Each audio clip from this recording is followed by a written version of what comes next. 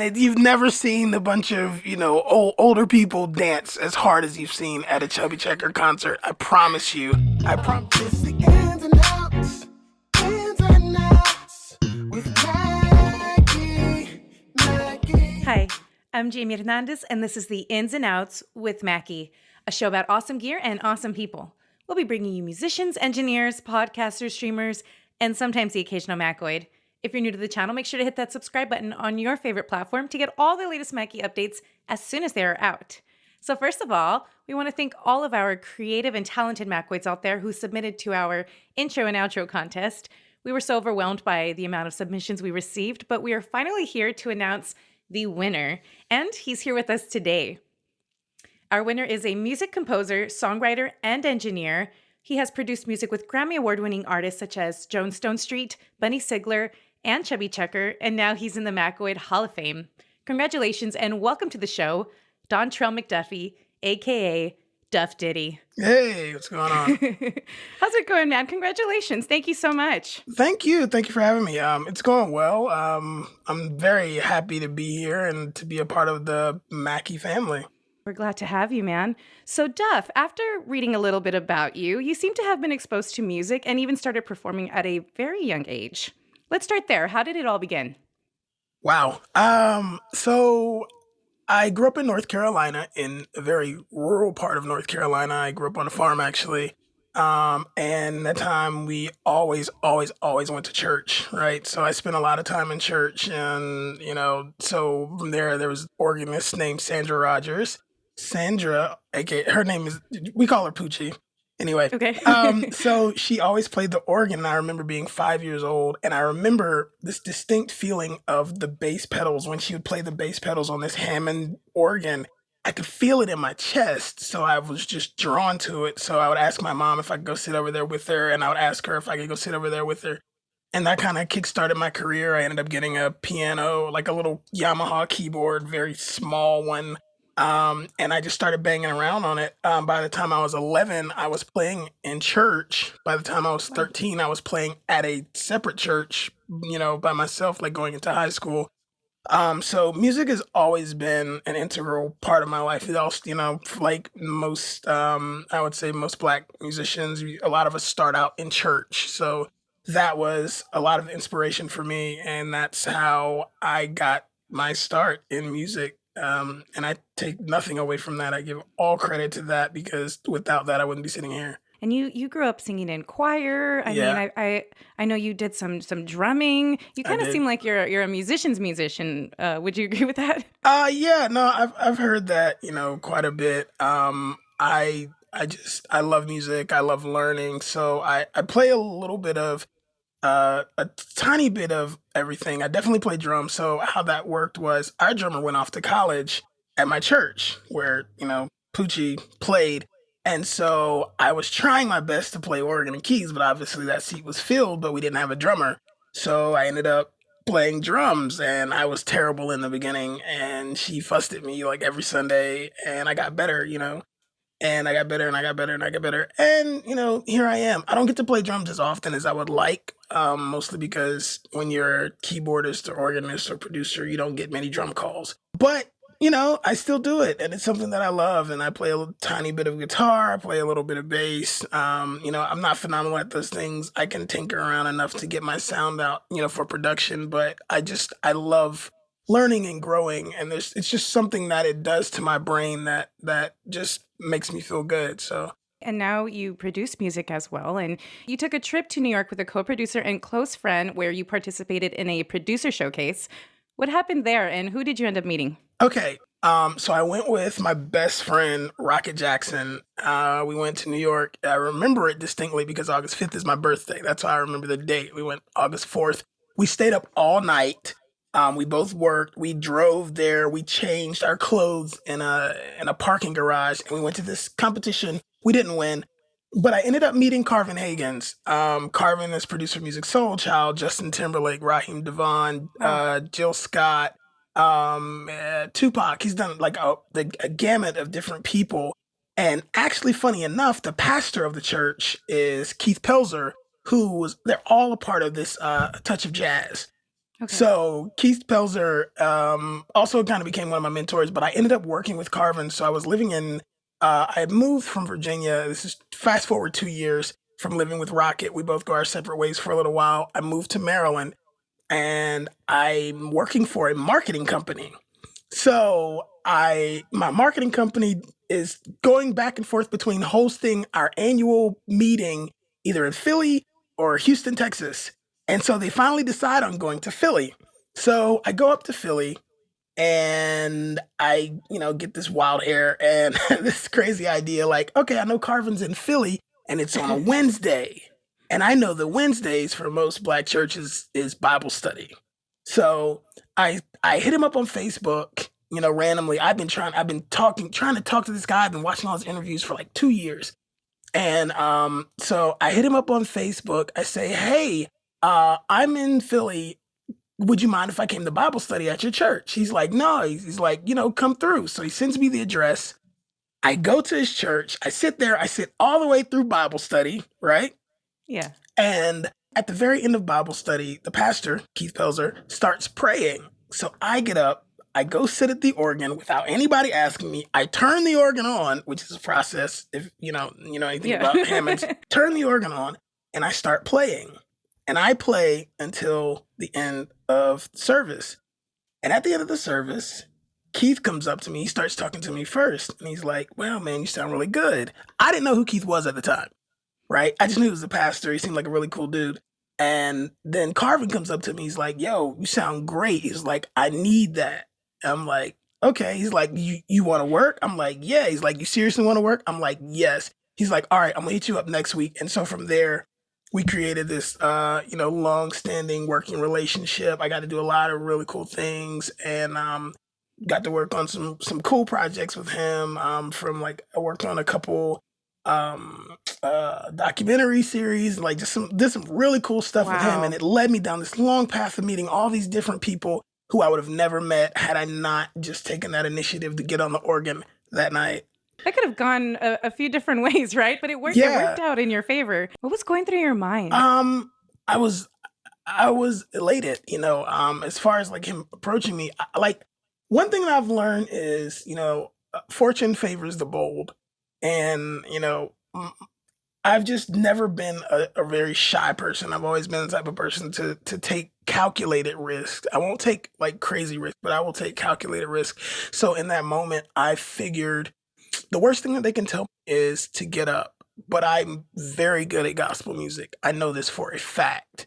Was I a good producer at the time? No. I would not be the producer that I am today if it wasn't for that experience and working with Carvin and going through all the stuff that I went through during the time that we were working together. So, but when I was elated. I was willing to do whatever it took to be there. Like I was literally driving like 3.5, 4, maybe sometimes 5 hours from Maryland to his house in New Jersey to just work with him, to just be a part of anything he had going on, to just sit in the room. Sometimes I would just sit there and just watch and listen to him work on, different stuff and I can't tell you how many times he hated the stuff that I did. Like I would sit there, like be in his studio working and he would come down and be like, I hate it. But it made me so much better. And in those times it's frustrating because this is a person who I completely I idolized him because I loved Music Soul Child growing up. That was such a huge part of my childhood and my development, as far as just coping with the life that I lived, that I was going through while going to school and working and doing all this other stuff. So Music Soul Child was a huge part, and to be working with the person who created that sound, who created this individual and everything about that individual, I held myself to such high expectations, and I was constantly I felt like I was letting myself down because I just couldn't get what he wanted. But that challenge, that discomfort creates a growth that you can't make up for. You don't get that kind of growth without being constantly challenged over and over again and told this isn't it or this isn't good enough. So I totally appreciate that part of my life because it certainly made me who I am today. So now you have a lot of current projects. Do you want to talk about some of those? So the biggest thing right now, well, is Mackie, obviously. But my artist, Lisa Orlando, she is a just a very special individual that I'm working with.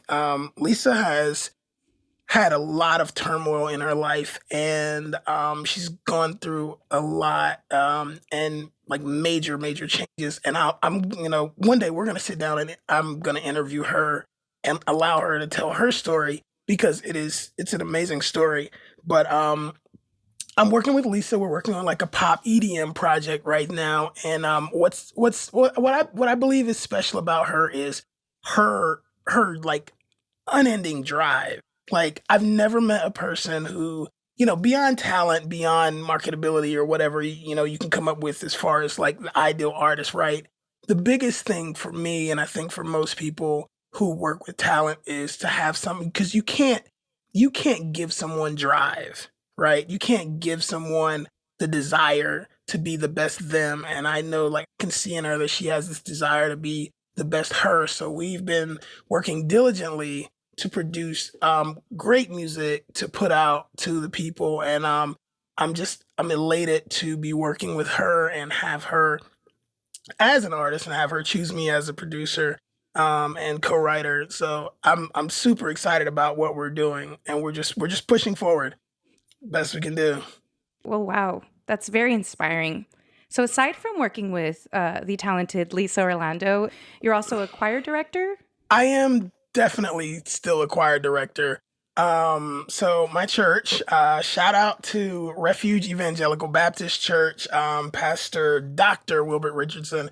I love those guys. Definitely the best church that I've ever been at. I had actually given up church before I got to this church. Sid Richardson, the pastor's son, called me out of the blue. I just came off a tour in Long Island in the Hamptons, and he called me, and he said he wanted me to come in, just spend a couple Sundays there. So I did. I loved it. I fell in love with the church. I fell in love with the pastor and everything about just the people there.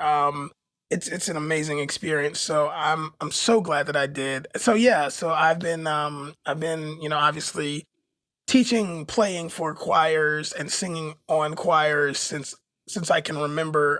But most specifically, like teaching started around the age of 11, I want to say, and I had no idea how much that correlates with being a producer. I had no idea. Absolutely. So when you think about teaching parts, right? Teaching all these different harmony parts, you learn a lot about harmonies, about major triads, about four-part harmonies, about major sevenths, and like how they kind of flow, and then teaching those individual parts to individual sections. Your soprano section, sometimes they hold a melody, or your tenor section, sometimes they hold a melody, or your alto section, or whatever. So a lot of that plays into, and then learning to play the music. I didn't know that I had all the tools to be a producer until I went in the studio and I met Rocket Jackson at Shenandoah University around 2009 or 2010, somewhere in there is when we met at Shenandoah University. And then I just ended up continually going to Shenandoah University like every week because they have this pristine, like, multi-million dollar studio. They have multiple rooms. They have a huge a room. They have this, I think they have what's called the Ferrari board. This big console. They have like all of the microphones that you can think of, like the Manley and the U87, obviously, which I had no experience with before. And then they have the ribbon microphones and the Rhodes and all these different things. So I got to experience so much. And shout out to Ricky Fur for not kicking me out. Ricky Fur was a big part of that. He was over the MPRT department at that time. I think he joined the Navy or the Army, so he's in the military now. And but Ricky and Rocket, and that's how me and Rocket became best friends. Was I was just there. He felt like he needed me because I played keys. I felt like I needed him because he did all the recording stuff. Now, obviously, I do that myself because we've been separated. We don't live together anymore, but that so going back to the choir portion of that, I took all of that into the studio with me, at that time, not knowing that that's what a producer does. You take something, you take songs and you arrange them, and you add the music or you orchestrate the music. So you bring in all the pieces that you need. You bring in a drummer or a guitarist or whatever, and then you take all these different voices and you teach them the parts and you teach them, the harmonies, or you add in the harmonies yourself or whatever. And then you say, okay, now I have a product. What else can I add to it? Strings, maybe I can add strings here, maybe I can add a vocal patch here, or maybe I can add a synth here, or maybe this part just needs sub bass right here. And so those things I took from church, not knowing that church prepared me to be a producer. That's incredible. And all that prepared you to work on some pretty big albums. For example, you worked on a Justin Bieber album. Can we talk a little bit more about your experience there? So yeah, so I got a call from my buddy Mike Coleman. Shout out to Mike. Love Mike. I think I talked to him yesterday. So Mike done a lot of writing for a lot of major artists, and we became friends through Studio Breed in Philly. And shout out to Studio Breed as well, Tony Moore and Mason. Thank you guys so much for introducing us. So me and Mike worked on Justin Bieber album. We didn't place any songs. Well, I know at least that I know of. Maybe I'll get a surprise royalty check. But we did get to work on that. And some amazing stuff came out of that. Hopefully we can maybe place it with somebody else in the near future. But we did work on that. We worked on about 5 songs for that project that they didn't go through, but it was, just another great experience. What were a few things you learned in that experience? So one of the first things is patience. Because we would get a instrumental from a producer, and then that, we would write to it and we spend hours writing on it, right? And then we would send it to the A&R, and then A&R would be like, I like it, but or I don't like it. So, and then Mike would say, hey, listen, we got to rewrite the whole song. So, I mean, I remember one song specifically, I think we rewrote it 5 times. So we have 5 different versions of the same song. So I think one of the major, just having patience, not in terms of waiting time, but having patience with yourself and having patience with the process. So many people get caught up in the end result that they forget that, it's all a process, and just saying, okay, I accept this as what it is. If I got to do it again, I will. And I'll do it as many times as it takes until I get it right, until, I get something that's acceptable to the A&R, to the artist. And I just love writing with Mike. Mike is a good friend of mine. He knows a lot about the industry. He's well connected in the industry. Just a great person to be around, and a genuine person. So, someone that is very rare. So a very rare person to find. So, that's what I think my biggest takeaway is, just having patience with the process. And you got to work with a lot of good people. So, that's awesome, man. Yeah. So let's talk about why you're here. You are the winner of our intro and outro contest. Let's talk about the process that went into creating that. Okay. So, how do I put this? So when coronavirus hit, I decided that I was tired of working for other people, working on other people's projects. I just didn't want to I wanted to have total creative control over whatever I did.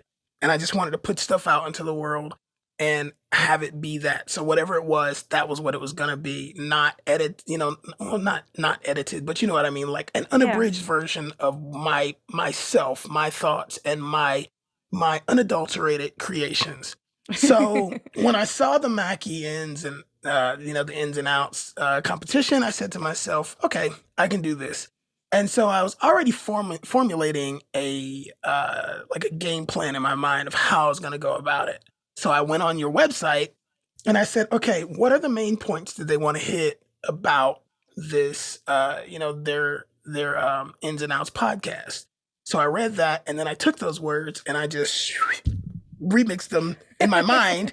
I was in the shower. I remixed them in my mind. I was on my way out the door.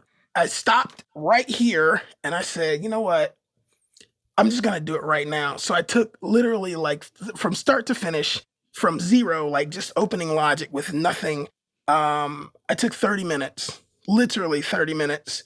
I created the instrumental for it. It's only like 4 instruments. There's drums, guitar, keys, And you play and all the something else. instruments, Yeah, correct? yep. Yeah. So I did all that, and then I laid the vocals.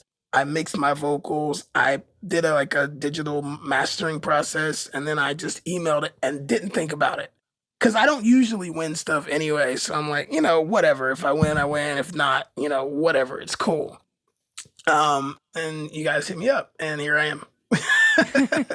And I'm understanding that you were a Mackoid before, right? You've had some Mackie gear Oh in the yeah. past. Oh, absolutely. I love Mackie. And I'm not just saying that because I'm, here. No, I legitimately love Mackie. I've been using Mackie forever. I mean, my church has the Mackie board. I have had the Mackie monitors. I've used the big knob on several occasions. I need to get another one, but I've used the big knob on several occasions. Yeah, I'm sold on Mackie. We several times when we were on tour. The Mackie monitors, like stage monitors. So I'm sold on Mackie. I've been sold on Mackie for years and years and years. So that's why for me this is a huge honor. Huge deal. I never thought that, in the middle of a pandemic, I would be recognized by you guys because I'm kind of like a virtual unknown, you know what I mean? So I'm like, I've done some things and I know a few people, but I don't have a massive following. There's not many people who know who I am. So, to have this situation is humbling and a massive honor. I can't express my gratitude enough to you guys for just having me. And then of course you didn't have to do this. Like you didn't have to have me on the show. It could have just been like, okay, you won. See you later. But like having me on the show just is I don't know. It's like I lack words to express how It's an grateful I am. honor. It is an absolute honor. And I cannot express how much our entire team loved that song. I mean, we had quite a few to go through. It was a pretty long list. And as soon as yours went in my head, it would never leave it again till this day. It's like we would all come to meetings in the morning and we'd be all singing ins and outs. They have Right. me sing us into some meetings with that sometimes, just Oh, for fun. wow. But it's really good, and it's nice to highlight a producer who maybe doesn't get the spotlight as much as they're used to, right? Sure. So you deserve it, man. And this really Thank goes you. to show that you just have to keep on believing in yourself and your art and do what you do best, right? Absolutely. Yeah, I'm a firm believer, and I know like you've probably seen some of my posts where I say this all the time though, just being unapologetically yourself and being the most unabridged version of who you are. I've come to the point now that no matter who I sit in the room with, if you don't want to work with me, for me, as me, and I can't be comfortably myself, then I don't want to work with you because I want to be me. Like I would call myself like a more articulate version of Kanye. If that makes any sense. Like I'm a little more capable of expressing myself than Kanye, right? But I understand his complex of like I have this vision of Yeah. what I feel like things should be, and this is the way I want it to be. And don't get in the way of that because if you do, then we don't have any business to attend to. You know what I Yeah. mean? So that's my thing is just making sure that I am being truly myself now. Because for so long I tried to fit into the mold of what other people thought I should be, and like that's why I had to create my own workspace here because sometimes like working in studios when you're working with other people, everybody like people will hear your stuff and everybody has a different version of the vision, right? Everybody has a different version of the vision. They have different things that they think should go in it. And, oh, I think you should do the drums this way. And it's like, no, I don't want to do the drums this way. I want to do Yeah. them that way, the way that I had them before. Oh, you should do the vocals this way. I don't want to do that. Just let me be me. Let me throw my paint on the wall and make my Mona Lisa. And you can, you do your Tempest Fugit or whatever you want to do, but let me do my thing. And that's Yeah. where I am with it. So at this point, it's just I want to inspire others to do the same thing.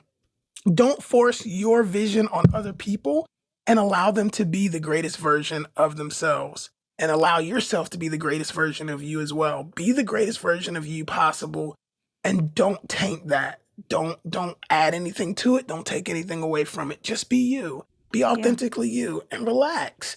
Because the people who are meant to find you eventually will. That's where I am with it. I totally agree with that. And it's to bring up the point about creating a space of your own. I totally agree. That's really important, especially if you're working with musicians all the time. Sure. You gain a lot of contacts and experience, and you learn a lot. But sometimes it's nice at the end of the day to see what you can create in your studio. And it's not expensive to do that anymore. You know, No, you and it's I look not. like twins right now with our setup, but Hey. it's a basic interface, a microphone, some headphones, and there's tons of free DAWs online. So get started today. Just do it, and like Duff did, just submit the songs. You know, so Right.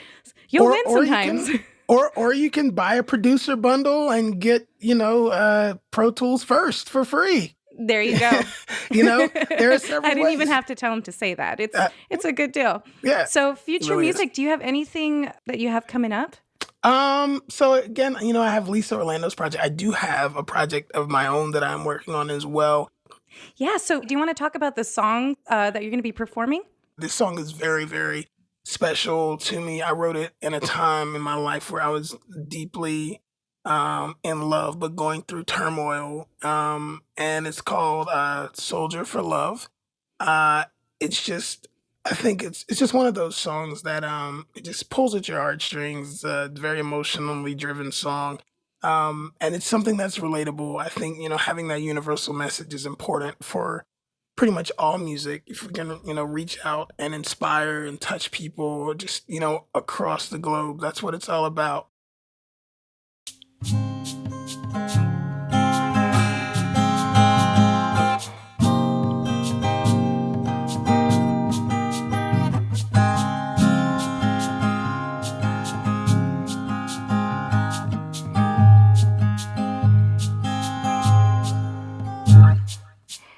You said we last forever, and in love we be there together. Well, I believe in you for love. It's been an uphill battle, and some days I feel like we'll shatter, but I believe in you for love. I'm a soldier for love, a warrior for us. I've made decisions, made my provisions for love. I'm a soldier for love, a warrior for us. I've made decisions, I made my provisions for love.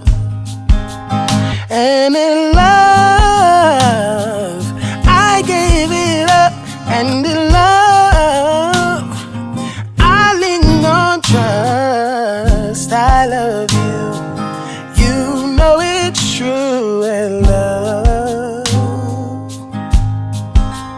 And now you're my fairy tale ending. I know, I knew from the beginning. I love you, you know it's true in love.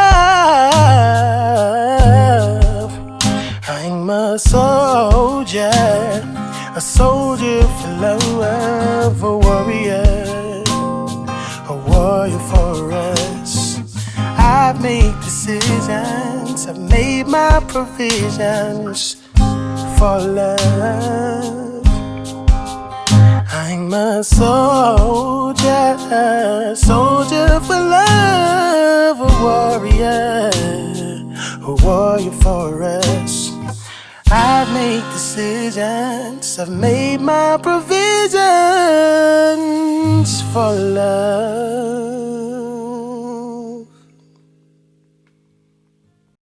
So I think it's time for our one-off rapid fire of silly questions. Are you ready for that, Duff? I'm not. Good, because But I'm going to do it anyway. all right, go All ahead. right. So what is a random talent that you have that most people don't know about? I can juggle.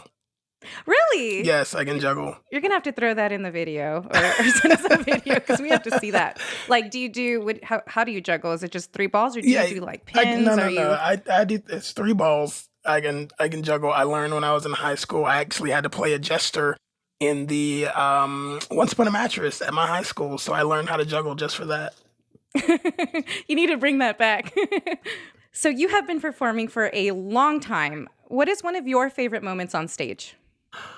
Oh goodness. One of my favorite moments that I'll my first time touring with Chubby Checker, seeing like 50 people, he pulled like 50 people on stage Wow. and they were all like over 60 and they're all doing the twist.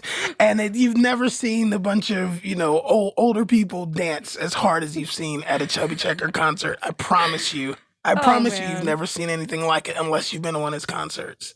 What movie can you watch over and over without getting tired of? Oh gosh.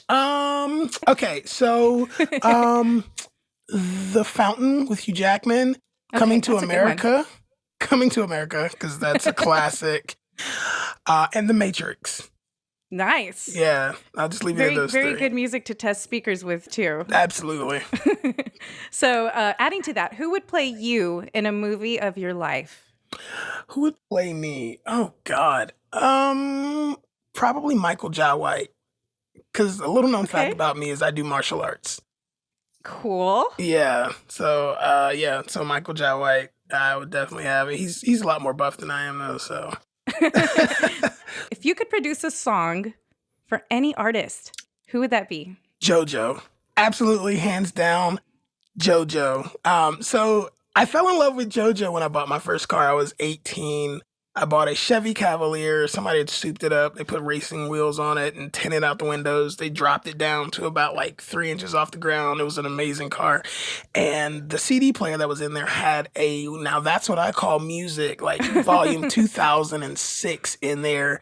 And JoJo's song, Get Out Right I know who you're Now, talking this about, is the yeah. end of you and me, was stuck. So I love the song. I put it on repeat. I played it until it skipped. Just JoJo.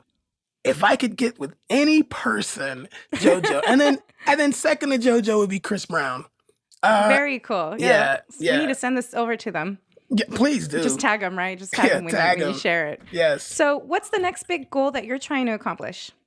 You know what? I'm not so much focused on the goal. I'm focused on just creating good music right now.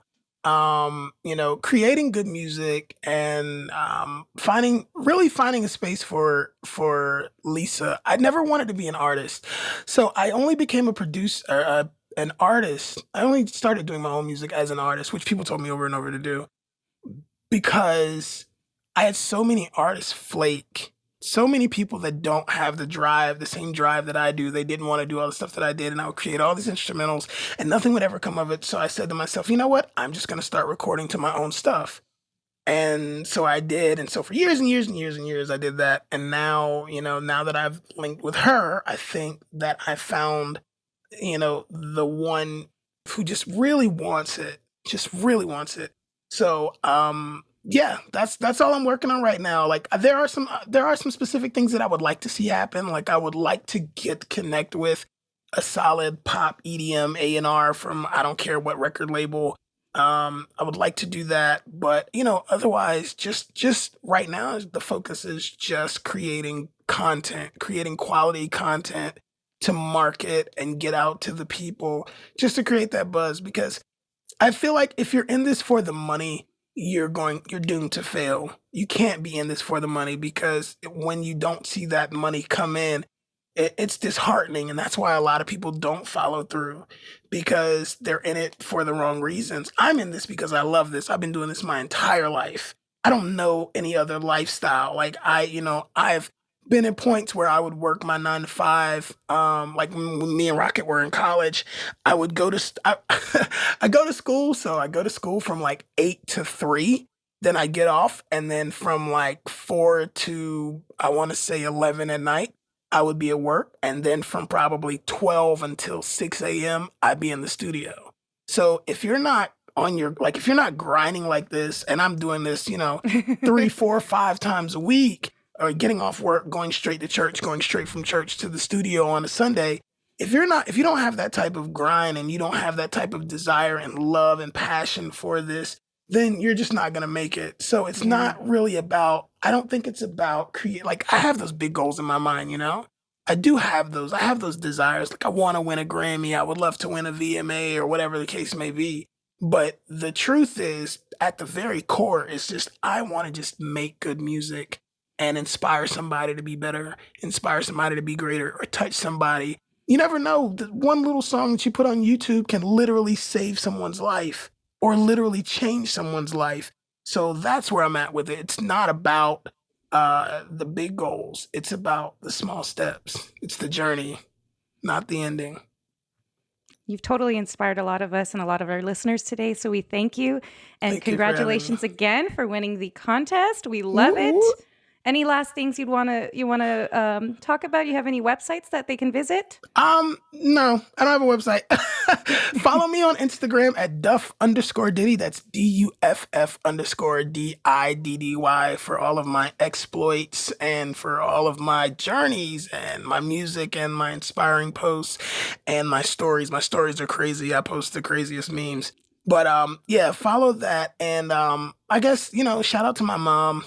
I love you, Mom. Shout out to my church. Shout out to Rocket Jackson, Mike Coleman, Lisa Orlando, Studio Bree, Carvin Hagens, Keith Pilzer, so many others that I could name.